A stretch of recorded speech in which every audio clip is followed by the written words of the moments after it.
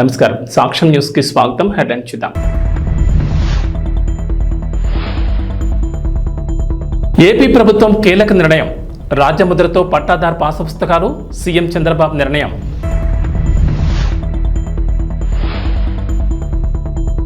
తెలంగాణ రైతులకు good news. నేడు 2వ విడత రైతు రుణమాఫీ. 1,50,000 లోపు రుణాలు మాఫీ.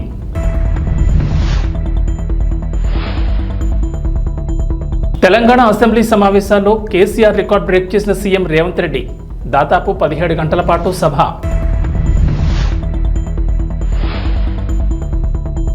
తెలంగాణకు రెయిన్ అలర్ట్. పలు జిల్లాల్లో వర్షాలు. ఎల్లో అలర్ట్ జారీ. ఆంధ్రప్రదేశ్లోని భూ యజమానులకు ఇచ్చే పట్టాదారు పాస్ పుస్తకాలు మారనున్నాయి. ఇకపై రాజముద్రతో పట్టాదారు పాస్ పుస్తకాలను పంపిణీ చేయాలని ఏపీ ప్రభుత్వం నిర్ణయించింది. సీఎం నారా చంద్రబాబు నాయుడు సోమవారం సచివాలయంలో రెవెన్యూ శాఖపై సమీక్ష సమావేశం నిర్వహించారు. ఈ సమీక్షలో పలు కీలక నిర్ణయాలు తీసుకున్నారు. రాష్ట్ర వ్యాప్తంగా త్వరలో రాజముద్రతో పట్టాదారు పాస్ పుస్తకాలు ఇవ్వాలని చంద్రబాబు నిర్ణయం తీసుకున్నారు. గత వైసీపీ ప్రభుత్వం హయాంలో అప్పటి సీఎం వైఎస్ జగన్మోహన్ రెడ్డి ఫోటోతో పాస్ పుస్తకాలను ముద్రించారు. అయితే తాము అధికారంలోకి వస్తే రాజముద్రతో పాస్ పుస్తకాలు ఇస్తామని చంద్రబాబు హామీ ఇచ్చారు. ఈ నేపథ్యంలో హామీ ఇచ్చిన విధంగా రాజముద్రతో కొత్త పాస్ పుస్తకాలు ఇవ్వాలని ప్రభుత్వం నిర్ణయం తీసుకుంది. ఇప్పటికే రూపొందించిన ఓ పట్టాదారు పాస్ పుస్తకాన్ని సీఎం చంద్రబాబుకు రెవెన్యూ శాఖ అధికారులు చూపించారు. క్యూఆర్ కోడ్ స్కాన్ చేస్తే ఆస్తి వివరాలతో పాటుగా ఆ భూమికి ఎలా వెళ్లాలో దారి కూడా చూపేలా అధికారులు ఈ పట్టాదారు పాస్ పుస్తకాన్ని తయారు చేశారు. అలాగే రాజముద్రతో దీన్ని రూపొందించారు. దీనిపై చంద్రబాబు కూడా కొన్ని సలహాలు ఇచ్చినట్లు తెలిసింది. మరోవైపు చంద్రబాబు చేసిన సమీక్ష వివరాలను మంత్రి అనగాని సత్యప్రసాద్ మీడియాకు వెల్లడించారు. పాస్ పుస్తకాల్లో వైఎస్ జగన్ ఫోటో ఎందుకు వేశారో అర్థం కాలేదన్న మంత్రి ఇకపై రాజముద్రతో పాస్ పుస్తకాలు ఇస్తామని వెల్లడించారు. ఇక గుజరాత్లో ఉన్న ల్యాండ్ గ్రాబింగ్ యాక్ట్ మీద అధ్యయనం చేసి ప్రజలకు మేలు చేసేలా ఏపీలో ఆ చట్టాన్ని రూపొందిస్తామన్నారు. పేరుతో ఇతనికి ఉన్నటువంటి బొమ్మల పిచ్చితో స్టేట్ నుంచి కూడా ఏదైతే కేంద్రం ఇచ్చినటువంటి సపోర్టుని సర్వేకి వాడుతూ స్టేట్ నుంచి కూడా అతని బొమ్మల పిచ్చి కోసం ఈ సర్వే రాళ్ళు అని చెప్పేసి లేదా పాస్బుక్ల కోసం అని చెప్పేసి ప్రజాధనాన్ని వేస్ట్ చేశారు. దానిపైన చర్చ జరిగింది. ఏదైతే సరిహద్దు రాళ్ళు అతని పేరు మీద చెక్కించుకున్నాడో దాటిని మళ్ళా గ్రామ అభివృద్ధి కోసం ఉపయోగించే విధంగా ఎట్లా చేస్తే బాగుంటుందో, అలాగే ఈ యొక్క సర్వే మూలంగా వచ్చినటువంటి ఉత్పన్నమైనటువంటి ఇబ్బందులన్నిటి కూడా మళ్ళా గ్రామ సభలు పెట్టి అవన్నీ కూడా రెక్టిఫై చేసిన తర్వాతే మిగతా దగ్గర సర్వేలో ముందుకెళ్లే విధంగా ఈరోజు సూచనలు ఇచ్చారు. మొత్తంగా 77 లక్షల రాళ్ళు ఉన్నాయి. ఆ రాళ్ళని తీయాలంటే మళ్ళీ ఒక 15 కోట్లు ఖర్చు అవుతుంది. ఏదో పేరు తీయాలన్నా కూడా అసలు అతని పేరు ఎందుకు పెట్టుకున్నాడో అతనికి తెలియట్లేదు. అలాగే పాస్బుక్లు కూడా రాబోయే రోజుల్లో పట్టాదారు పాస్బుక్లు కూడా రాజముద్రతోనే, ఎందుకంటే అందరూ గర్వంగా గతంలో చూసేవాళ్ళు, చాలా గర్వంగా పెట్టుకునేవాళ్ళు. ఇతని యొక్క ఫోటో పిచ్చితో ఏదో ఉచితంగా ఇచ్చిన విధంగా ఇలా పెట్టిన పరిస్థితి మనం చూసాము. అయితే ఇప్పుడు నూతనమైనటువంటి పాస్బుక్లు దాంట్లో కూడా ఇలా క్యూఆర్ కోడ్ అన్నీ కూడా వచ్చి ఈ క్యూఆర్ కోడ్ వస్తే ఆటోమేటిక్గా అతని విస్తీర్ణం అతని సైజుతో పాటు ఎక్కడికైతే వెళ్ళాలో దారి కూడా చూపించే విధంగా ఈ యొక్క కొత్త పాస్బుక్లు కూడా రూపకల్పన చేస్తా ఉన్నారు. తెలంగాణలోని రైతులకు గుడ్ న్యూస్. కాంగ్రెస్ ప్రభుత్వం హామీ ఇచ్చిన విధంగా నేడు 2వ విడత రైతు రుణమాఫీ కానుంది. అసెంబ్లీ వేదికగా మధ్యాహ్నం 12 గంటలకు సీఎం రేవంత్ రెడ్డి 2వ విడత రైతు రుణమాఫీ చేయనున్నారు. ఈ నెల 18న తొలి విడతలో 1,00,000 లోపు రుణాలు మాఫీ చేసిన సంగతి తెలిసిందే. 1,00,000 లోపు రుణాలున్న దాదాపు 11.50 లక్షల మంది రైతుల ఖాతాల్లోకి 6,000 కోట్లకు పైగా నిధులు జమ చేశారు.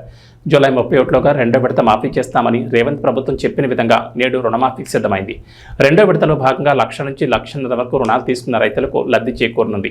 ఈ దఫాలో దాదాపు 7 లక్షల మంది రైతుల అకౌంట్లలో డబ్బులు జమ చేయనున్నారు. అందుకు 7,000 కోట్లు సిద్ధం చేసినట్లు అధికారులు వెల్లడించారు. అసెంబ్లీ ఆవరణలో 12 గంటలకు సీఎం రేవంత్ లాంఛనంగా 2వ విడత మాఫీ చేయనున్నారు. అందుకు అధికారులు ఏర్పాట్లు పూర్తి చేశారు. శాసనసభ ప్రాంగణంలో రాష్ట్ర ప్రభుత్వం 2 లక్షల రూపాయల రుణమాఫీ కార్యక్రమానికి సంబంధించి 2వ విడత రుణమాఫీ చేసే కార్యక్రమాన్ని ఇక్కడ ఏర్పాటు చేయటం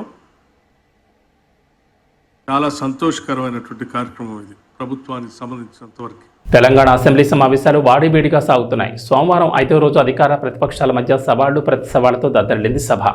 ఉదయం 10 గంటలకు సమావేశాలు ప్రారంభం కాగా అసెంబ్లీలో పద్దులపై సుదీర్ఘంగా చర్చ కొనసాగింది. ప్రశ్నోత్తరాల కార్యక్రమాన్ని రద్దు చేసి బడ్జెట్ పద్దుపై చర్చించారు. 19 శాఖల పద్దులపై సోమవారం అసెంబ్లీలో చర్చ కొనసాగింది.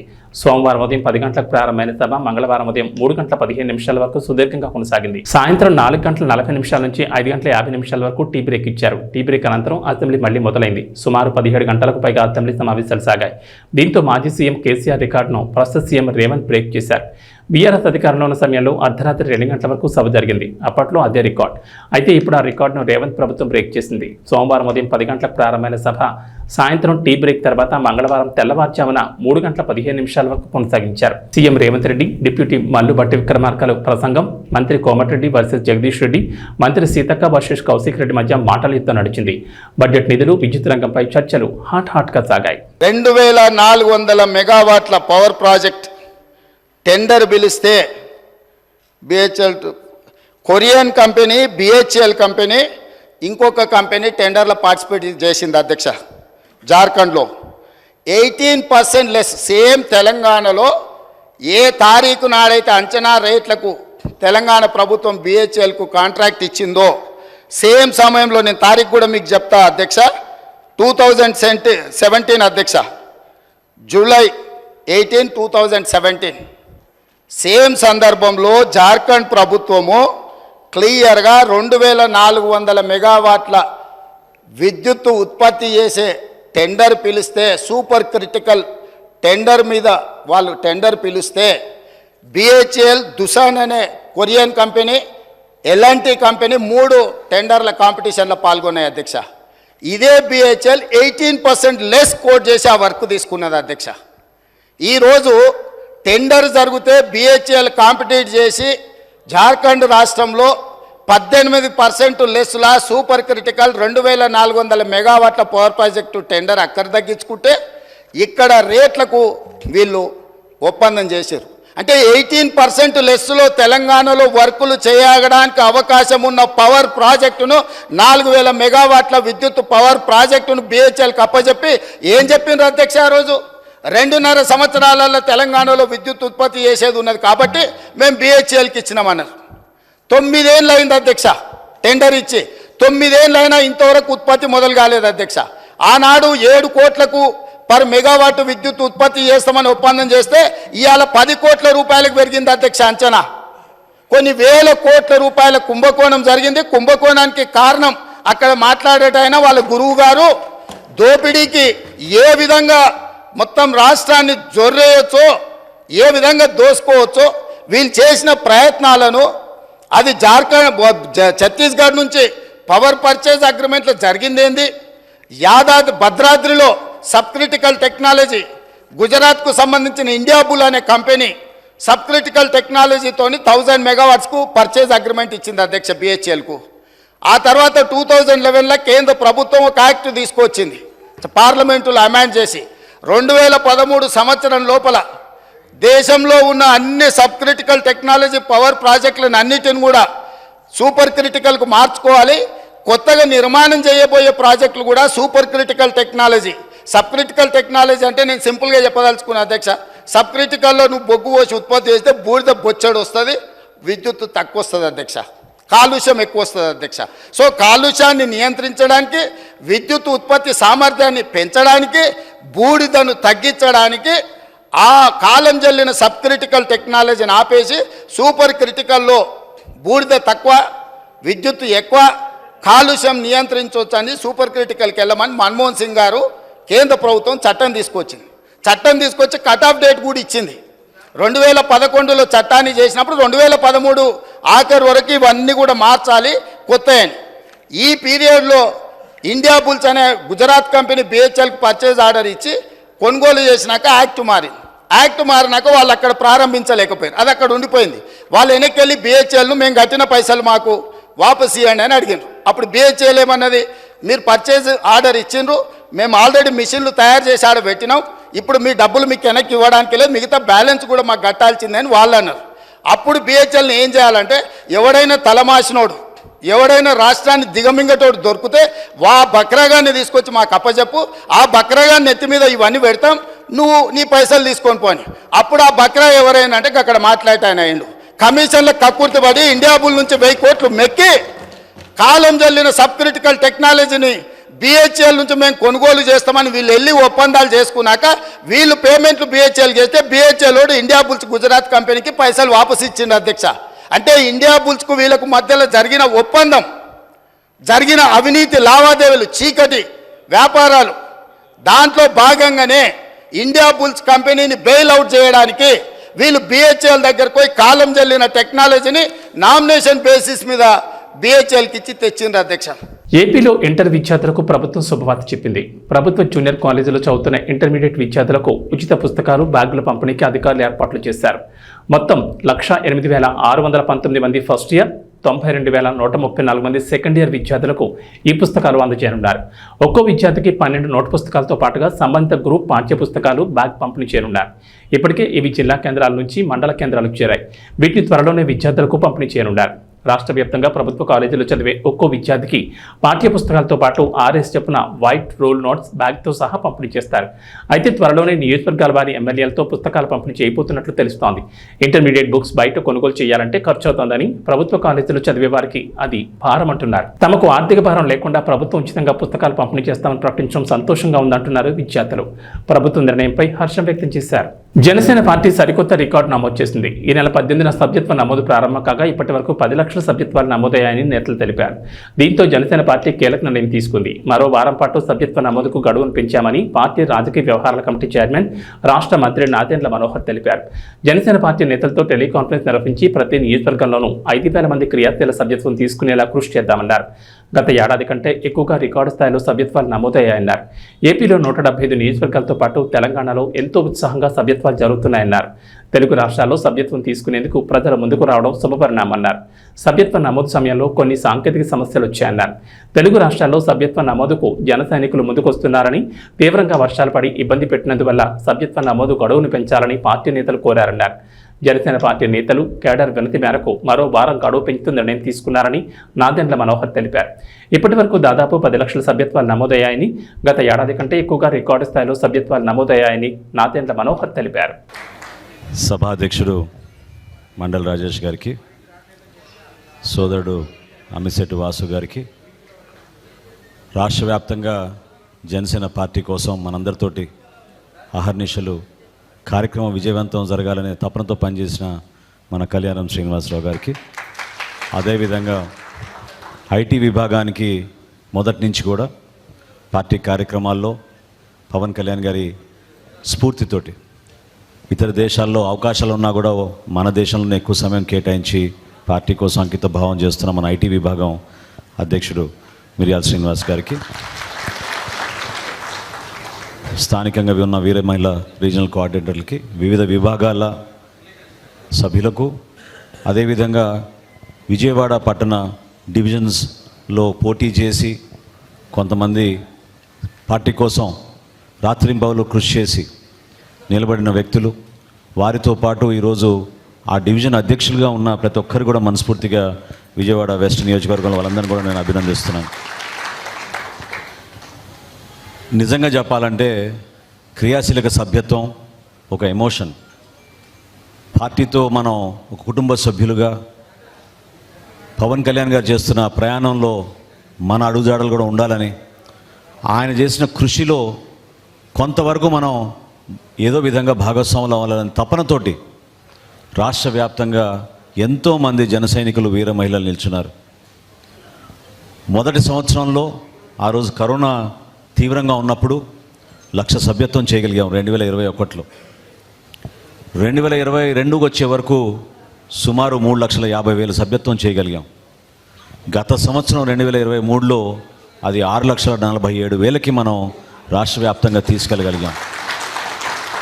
భారతదేశంలో ఈ రోజుకి కూడా ఏ రాజకీయ పార్టీ తన సభ్యులను ఒక కుటుంబ సభ్యులుగా భావించుకుని వాళ్ళకి రక్షణే కాకుండా ధైర్యం నింపే విధంగా, వాళ్ళకి ఒక మనస్ఫూర్తిగా వాళ్ళకి ఒక అవకాశం, ఒక వేదిక అద్భుతమైన భవిష్యత్తు ఉందనే ఒక నమ్మకంతో వచ్చిన వాళ్ళందరినీ కూడా గౌరవించుకోవాలనే ఆలోచనతో మన పార్టీ అధ్యక్షులు పవన్ కళ్యాణ్ గారు ఈ క్రియాశీలక సభ్యత్వం ఆ రోజు ప్రారంభించాం.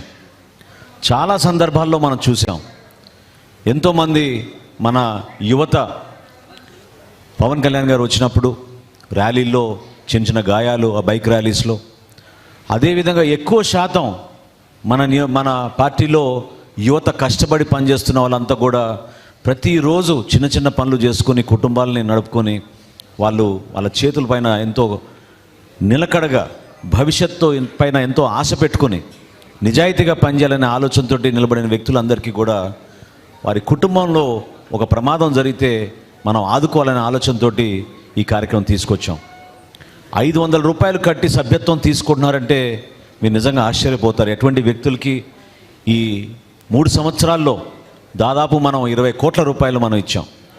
20 కోట్ల రూపాయల్లో ఎంతో బాధాకరమైన విషయం ఏంటంటే మనం ఒక 344 జన సైనికులు ప్రాణాలు కోల్పోయారు. కానీ కోల్పోయిన ప్రతి కుటుంబానికి పవన్ కళ్యాణ్ గారు ఇచ్చిన 5 లక్షల రూపాయలు ఆ చెక్ తీసుకెళ్ళి మనం అందించినప్పుడు ఆ కుటుంబానికి ఒక భరోసాగా నాయకత్వం అంతా కలిసి వచ్చి చాలామంది పాపం ఈ రోజుకి పేదరికంలో ఉన్న కుటుంబాలు, వాళ్ళకి 5 లక్షల ఆర్థిక సాయమే కాకుండా పార్టీ నుంచి మేము మీకోసం నిలబడతాం, మీరు ధైర్యంగా ఉండండి, ఎటువంటి సమస్యలు వచ్చినా కూడా మా పార్టీ నాయకులు మీకు అండగా నిలబడతారని మనం ఈ క్రియాశీలక సభ్యత్వం ద్వారా మనం తీసుకెళ్ళగలిగాం. మేమందరం కూడా మీకు అండగా నిలబడతాం.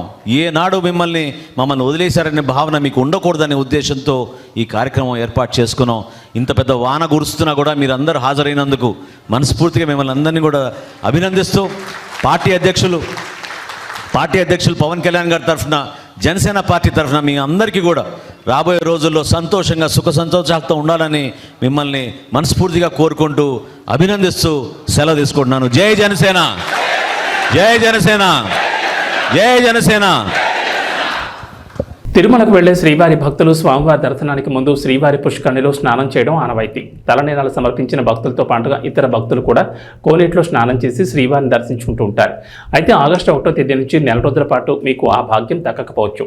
తిరుమల శ్రీవారి ఆలయం వద్ద ఉన్న పుష్కరిణిని ఆగస్టు 1 నుంచి 31వ తేదీ వరకు మూసివేయనున్నారు.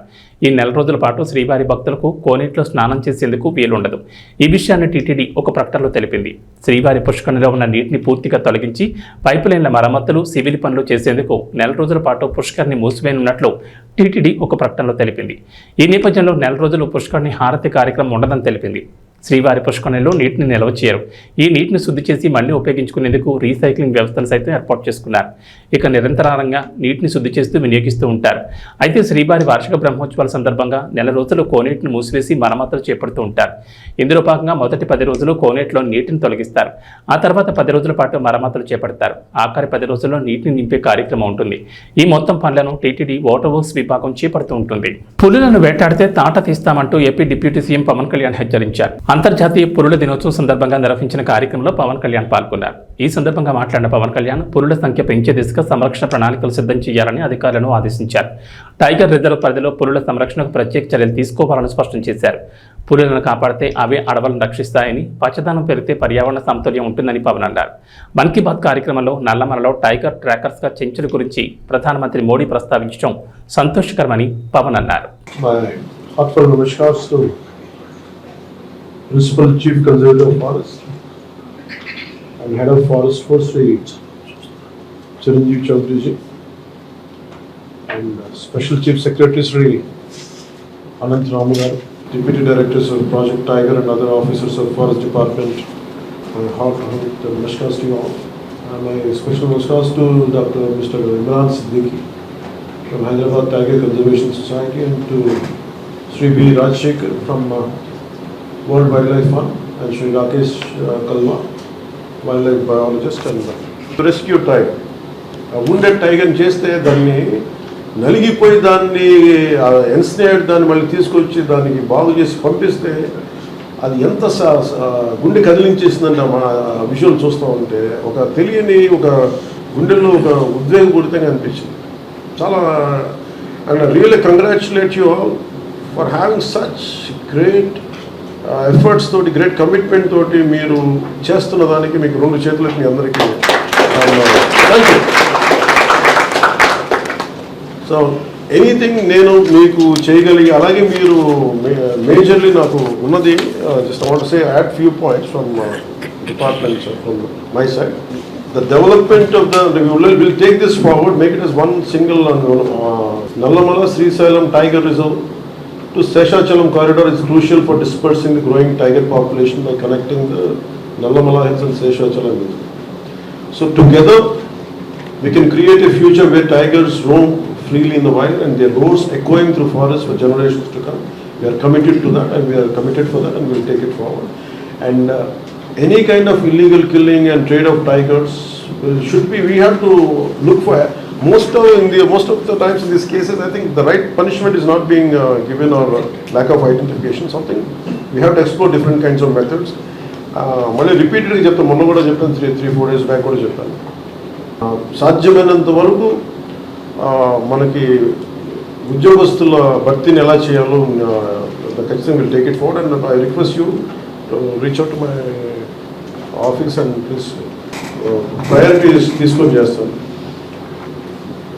సో నా దగ్గరికి వస్తున్నప్పుడు, నా దగ్గర today my entire wealth is my collection of books. So today morning I was thinking, I said, why should I go empty-handed? And at least Chiranjeev Chaudhary gariki edana ivvali chaala daaka inta anukoledu. But I was searching for many books, but I could come out with only this particular book. I had just one. The rest of the books were in Hyderabad. The Secret Network of Nature and Peter Wolben, one of the Forest Commission officer in Germany. So he wrote a trilogy, 3 books రాస్తున్నట్టు నాకు ఇది one of the book ఉండిపోయింది. So I want to gift it to Chiranjeev Chaudhary garu.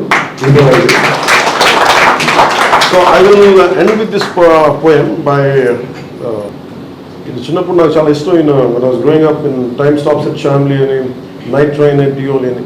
So one of our officers, IFS, Sri Shivaram garu, he gave me this poem today.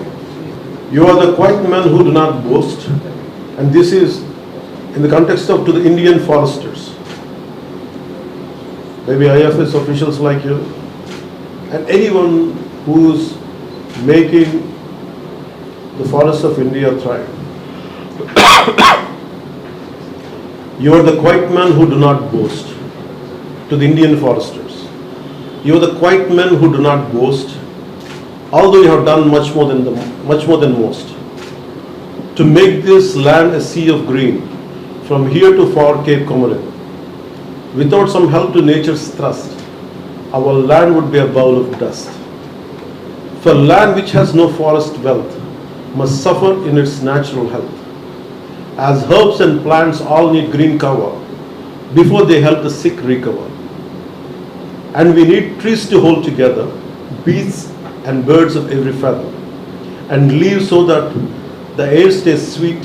All this and more is no mean feat. Dear foresters, you have not toiled for fame or favor. Yours has been a love of labor.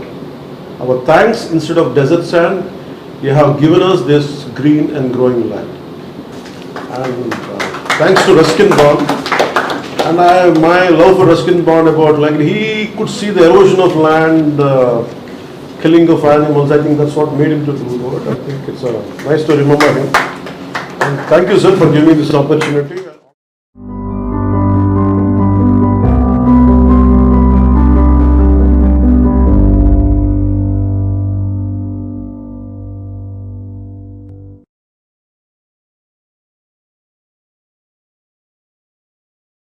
Telangana భాషలకు బోనాల పండుగ అంటే ఓ emotion. Telangana సంస్కృతి సంప్రదాయాలు ఉట్టిపడేలా గ్రామ దేవతలు కులదైవాలను పెద్ద ఎత్తున ఉత్సవాలు చేస్తూ ఉంటారు. ఆషాఢ మాసం సందర్భంగా తెలంగాణ వ్యాప్తంగా ఈ బోనాల సంబరాలను వైభవంగా నిర్వహిస్తున్నారు. ముఖ్యంగా హైదరాబాద్లో అయితే గోల్కొండ బోనాల నుంచి మొదలు పెడితే మహంకాళి బోనాలు, లాల్ దర్వాజా బోనాలను అట్టహాసంగా నిర్వహిస్తారు. ఈ క్రమంలోనే ఈరోజు పాత బస్తీలో ఘనంగా నిర్వహించిన లాల్ దర్వాజా బోనాల సందర్భంగా వేడుకల్లో పాల్గొన్న గోషామహల్ బీజేపీ ఎమ్మెల్యే రాజాసింగ్ మరోసారి సంచలన వ్యాఖ్యలు చేశారు. బోనాల పండుగ అంటే చాలామంది యువత తాగడం, ఎగరడం మాత్రమే అనుకుంటున్నారని, బోనాల పండుగ అంటే అది కాదన్నారు రాజాసింగ్. బోనాల పండుగ అంటే మన ధర్మం, సంస్కృతి అని చెప్పుకొచ్చారు. మన సంస్కృతిని కాపాడడం మన అందరి బాధ్యత అని యువతకు ఈ పండుగ ప్రాముఖ్యతను వివరించాలని సూచించారు. కొంతమంది మాత్రం బోనాల పండుగ అంటే తాగే పండుగని ప్రొజెక్ట్ చేస్తున్నారంటూ అసహనం వ్యక్తం చేశారు. ప్రజలంతా సుఖశాంతులతో ఉండాలని, పంటలు సమృద్ధిగా పండాలని, అమ్మవారికి మొక్కులు చెల్లించుకుంటారని వివరించారు. బోనాల పండుగలో హిందూ భక్తులు తమ కుటుంబం బాగుండాలని మేకలు, గొర్రెలను అమ్మవారికి సమర్పిస్తారని రాజాసింగ్ వివరించారు. అయితే ఆ మేకను బలిచ్చేవాళ్ళు ముస్లింలై ఉంటారని చెప్పుకొచ్చారు. హిందువుల్లో కూడా కొంతమంది మేకలను కోసేవాళ్ళు ఉంటారని, వారిని పిలిపించి కోపించుకోవాలని సూచించారు. ఎందుకంటే ముస్లిం వాళ్ళతో కోయిస్తే వాళ్ళ అల్లాకి సమర్పించేటట్లు ఫాతియా చదివి హలాల్ చేసుకొస్తారని, దాంతో అది ఎంగిల్ అవుతుందని తెలిపారు. అమ్మవారికి ఎంగిల్ చేసిందని బలి ఇవ్వకూడదని, హలాల్ని బహిష్కరణ చేయాలంటూ రాజా సింగ్ పిలుపునిచ్చారు.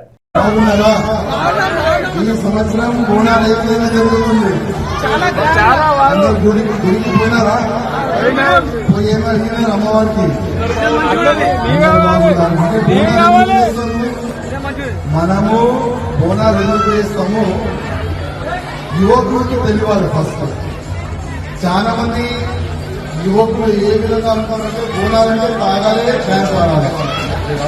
అది కాదండి. ఇది మన ధర్మం, ఇది మన సంస్కృతి. మన ధర్మాన్ని, మన సంస్కృతిని కాపాడే బాధ్యత మన అందరూ నిలుతుందా లేదా? మనం ఎందుకు కదా మన సంస్కృతిని కాపాడే మన అందరినీ బాధ్యత. కానీ కొంతమంది మన ధర్మాన్ని, మన సంస్కృతిని, మన బోనాల పండుగకి తాగే పండుగ అని ఆ విధంగా ప్రజెంట్ చేస్తున్నది కాదు. బోనాలంటే మనం అమ్మవారికి మొక్కుతాం, మనం పూజ చేస్తాం. పూజ ఎందుకు చేస్తామంటే ఈ సంవత్సరం వర్షం బాగా పడాలి, పొలాలు మంచిగా ఉండాలి, అదేవిధంగా ఇట్లాంటి కూడా రోగం రాకూడదు అని మనం అమ్మవారికి పూజ చేస్తాం. అదేవిధంగా బోనాల పండుగలోనే చాలా గుడి కాడ మనం మేకలు కూడా, గొర్రెలు కూడా కోస్తాం కదా. గొర్రెలు అంటే కదా, మనము గొర్రెలు కూడా కోస్తాం. కానీ దురదృష్టం ఏంటంటే చాలా వరకు కోయవాళ్ళు ఎవరుంటారు, చాలా మంది ముస్లిం వాళ్ళే పిలుస్తున్నారు కోయి. అది చాలా తప్పు. ఎందుకంటే మన చాలా వరకు మన హిందువులు కూడా ఉన్నారు, వాళ్ళకే పిలిపించి కోయిపియాలని నేను రిక్వెస్ట్ చేస్తున్నా. ఎందుకంటే ముస్లిం వాళ్ళతోని కోయిపిస్తే ఆయన కోసే ముందు ఒక స్లోగన్ అయినా తీసుకున్నారు. ఆయన నోట్లో ఆయన స్లోగన్ ఏ విధంగా తీసుకుంటే, ఈ మేక నేను అల్లాకి ఇప్పిస్తున్నా, ఈ మేక, ఈ గొర్రె నేను అల్లాకి ఇప్పిస్తున్నా అని కోస్తాడు ఆయన. అది ఎంగిలైందా లేదా? ఎంగిలైపోయింది కదా. అదే ఎంగిలైనా మనం అమ్మవారికి ఇప్పిస్తామా? ఎక్కేం కదా. అందుకోసం ఇది చిన్న నాలెడ్జ్ కానీ చాలా పెద్ద మాట. మన అమ్మవారికి ఎంగిలి ఎట్టి పరిస్థితుల్లో ఎక్కియొద్దు. మన హిందువులకి పిలవాలి, మన హిందూ పోయే ముందు జయ మాతాది అని కోరుకోవాలి.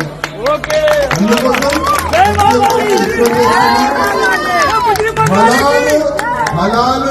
హలాలుని మనము బ్యాన్ చేయాలి. మన హిందువులతోనే మనం పూజ గాని, ఈ మేకలు గాని, గొర్రెలు గాని వాళ్ళతోనే కోయిపియాలని నేను అందరికీ దండం పెట్టి రిక్వెస్ట్ చేస్తున్నాను. జయ మాతాది. ప్రభాస్ ఈ పేరు వింటే పాన్ ఇండియా మొత్తానికి కళ్ల ముందు బాహుబలి, సాహో, కల్కి 2890 ADలో చూసిన ఓ పెద్ద యాక్షన్ హీరో గుర్తొస్తాడు. కానీ టాలీవుడ్ ఆడియన్స్ మాత్రం వీటితో పాటు డార్లింగ్, మిర్చి, మిస్టర్ పర్ఫెక్ట్లో చూసిన ఓ చిలిపి క్లాస్ వింటేజ్ హీరో గుర్తొస్తాడు. అలాంటి ప్రభాస్ను మళ్ళీ ఇక చూడలేమేమో అని భయపడిన ఫ్యాన్స్కి రాజాసాబ్ గ్లిమ్స్తో ఊపిరి పీల్చుకునేలా చేశాడు డైరెక్టర్ మారుతి. ఏ ముహూర్తాన ప్రభాస్ బాహుబలి సినిమాకు ఓకే చెప్పాడు కానీ అప్పటి నుంచి కత్తులు, కటార్లు, తుపాకీలు, బాంబులు తప్ప డార్లింగ్ చేతిలో మరొకటి కనిపించలేదు. ఇది ఎంతోమంది ప్రభాస్ ఫ్యాన్స్ మనసులో ఉండిపోయిన మాట. పాన్ ఇండియా సినిమాలు కదా, ఆ మాత్రం యాక్షన్ లేకపోతే ఎట్టా అనుకుని ప్రభాస్ ఫ్యాన్స్ అంతా వీటికి అలవాటు పడిపోయారు. ఇక సలార్ చిత్రంలో ప్రభాస్ తలాలు నరుకుతుంటే కాలర్ ఎగరేసి తిరిగారు అభిమానులు. కానీ ఎక్కడో మనసులో చిన్న వెలుతుండిపోయింది. తమ అభిమాన హీరో ప్రభాస్ను మళ్ళీ డార్లింగ్ లుక్లో చూడలేమేమో అంటూ ఫ్యాన్స్ చాలా బెంగ పెట్టుకున్నారు. దీన్ని కల్కి 2898 ADలో కొంతవరకు తీర్చాడు డైరెక్టర్ నాగాశ్విన్. పేరుకి ఫుల్ ఆన్ యాక్షన్ సినిమా అయినప్పటికీ ఇందులో ప్రభాస్ క్యారెక్టర్ మాత్రం చాలా లైట్ హార్టెడ్గా ఉంటుంది. దీంతో చాలా రోజుల తర్వాత ప్రభాస్ క్యారెక్టర్ నవ్వులు పంచడం చూశారు అభిమానులు. ఇక తెలంగాణలో వర్షాలు వేయడం లేదు. గత 10 రోజులుగా రాష్ట్రంలో వర్షాలు కురుస్తూనే ఉన్నాయి. జూలై 3వ వారంలో వర్షాలు ప్రారంభించగా వరుసగా 5 రోజుల పాటు ముసురు కమ్ముకుంది. ఆ తర్వాత కూడా భారీ వర్షాలు వర్షాలు కురిశాయి. దీంతో రాష్ట్రంలోని వాగులు వంకలు పొంగి పొర్లుతున్నాయి. చెరువులు జలాశయాలు నిండుకుండలా మారాయి. ప్రాజెక్టులు జలకళను సంతరించుకున్నాయి. ఈ నేపథ్యంలో రాష్ట్రానికి హైదరాబాద్ వాతావరణ కేంద్ర అధికారులు మరోసారి వర్షం హెచ్చరికలు జారీ చేశారు. ఇవాళ కొన్ని జిల్లాల్లో తేలికపాటి నుంచి మోస్తరు వర్షాలు కురుస్తాయని అధికారులు వెల్లడించారు. రుతుపవనాల ప్రభావంతో పలు జిల్లాల్లో వర్షాలకు ఛాన్స్ ఉందన్నారు. ప్రధానంగా ఆదిలాబాద్, నిర్మల్, ఆసిఫాబాద్, నిజామాబాద్, కామారెడ్డి, సిరిసిల్ల, కరీంనగర్, మహబూబాబాద్, భూపాలపల్లి జిల్లాలో భారీ వర్షాలకు ఛాన్స్ ఉందన్నారు. ఈ మేరకు ఆయా జిల్లాలకు ఎల్లో అలర్ట్ జారీ చేశారు. దక్షిణ తెలంగాణ జిల్లాలైన నల్గొండ, సూర్యాపేట, యాదాద్రి, వికారాబాద్, రంగారెడ్డి, నారాయణపేట్, మెదక్, సంగారెడ్డి, మహబూబ్నగర్, నాగర్ కర్నూలు జిల్లాల్లో ఓ మోస్తరు వర్షాలు కురుస్తాయని వాతావరణ శాఖ అధికారులు చెప్పారు. ఇవి బులెటిన్ విశేషాలు. నమస్కారం.